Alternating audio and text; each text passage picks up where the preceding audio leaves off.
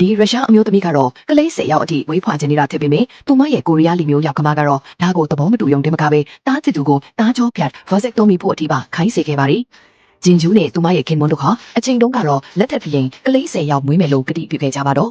ဒါပေမဲ့အခုတော့ကလေး4ယောက်ပဲရရှိသေးတဲ့အချိန်မှာတင်သူမရဲ့ခင်မွန်းကောယောက်ကမပါကလေးထပ်မွေးဖို့ကိုကန့်ကွက်လာကြပါတော့တယ်ဂျင်ဂျူးခင်ဗျာတစ္ဆာဖောက်ခံလိုက်ရတယ်လို့ခံစားနေတာဖြစ်ပေမဲ့သူမရဲ့ခင်မွန်းကတော့လက်တွေ့ကျကျစဉ်းစားနေတာဖြစ်ပါတယ်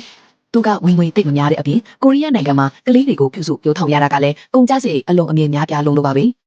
သူမရဲ့ရောက်ကမကလည်းဂျင်ဂျူးကအတိတ်ပဲမရှိတာတွေကိုတွေးတောနေတာလို့ထင်မြင်နေပြီးတစုံတစ်ယောက်သာသူမကိုအဲ့ဒီလောက်ကလေးအများကြီးငွေခိုင်းနေဆိုရင်ချက်ချင်းပဲမြင်းဆန်ပြင်ပါလို့ဆိုပါတယ်သူမဟာတားဖြစ်သူကိုဂျင်ဂျူးမသိအောင်ဆေးရုံကိုတိတ်ဆိတ်သွားပြီးတားကြောဖက်လိုက်ဖို့အထိပါပြောဆိုခဲ့တာပါ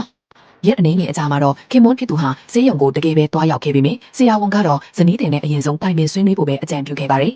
အဲ့ဒါကိုကြားပြီးတဲ့နောက်မှာတော့သူဟာအိမ်ပြန်ပြီးဆွေးနွေးဖို့ပဲဆုံးဖြတ်လိုက်ပါတော့တယ်။အဲ့ဒီအချိန်မှာပဲဂျင်ဂျူးဟာစေရောင်စုံဒီကိုပြင်ဆင်ပြီးတော့ခင်မွန်းဖြစ်သူရဲ့စိတ်ကိုပြောင်းလဲနိုင်လိမ့်မယ်မျှော်လင့်ချက်နဲ့ပျော်ရွှင်စရာကောင်းတဲ့မိသားစုကြီးရဲ့ပန်းချီကားတစ်ချက်ကိုရေးဆွဲနေခဲ့ရှာတာပါ။အဲ့ဒီညမှာခင်မွန်းဖြစ်သူအိမ်ပြန်ရောက်လာတော့အဲ့ဒီပန်းချီကားကိုမြင်တွေ့ခဲ့ရပေမဲ့လည်းသူကတော့တားကြောဖြစ်မဲ့အကြောင်းကိုပဲသူမကိုထုတ်ပြောခဲ့ပါသေးတယ်။ဂျင်ဂျူးဟာဒေါသတွေအပြင်းထန်ပေါက်ကွဲသွားခဲ့ရပြီးနောက်ဆုံးမှာတော့သူတို့နှစ်ဦးဟာအကြီးကျယ်ရန်ဖြစ်ခဲ့ကြပါတော့တယ်ဗျာ။